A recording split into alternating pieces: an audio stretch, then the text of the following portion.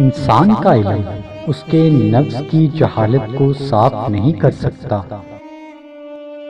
ہر زخم پر مکھیاں جمع ہو گئی ہے تاکہ کوئی شخص اپنے زخم کی پیپ نہ دیکھ سکے۔ وہ مکھیاں تیرے خیالات اور امیدیں ہیں، اور وہ زخم تیرے احوال کی تاریکی ہے۔ اے معافی کو پسند کرنے والے، ہمیں معاف فرما دے۔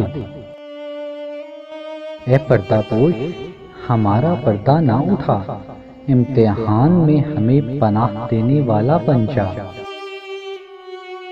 مخلوق بچے ہے، خدا کے عشق کے علاوہ بالغ کوئی نہیں ہے سوائے اس کے جو نفسانی خواہشات سے نجات پا گیا ہو۔ ابلیس اور شیطان پر تو اس لیے ہنستا ہے کہ تو نے خود کو نیک انسان سمجھ رکھا ہے۔ اگر تو پرندوں کی بولی بولے تو پرندوں کے دل سے کب واقف ہو سکتا ہے؟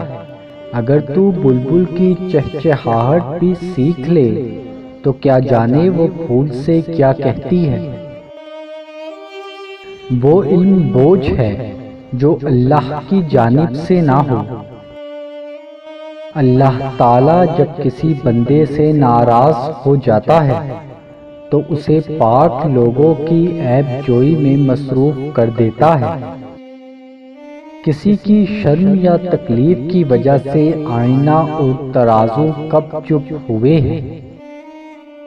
ہاتھ پوشیدہ ہاتھ دل کے قبضے میں ہے، دل اندر ہے اور جسم کو باہر بٹھا رکھا ہے۔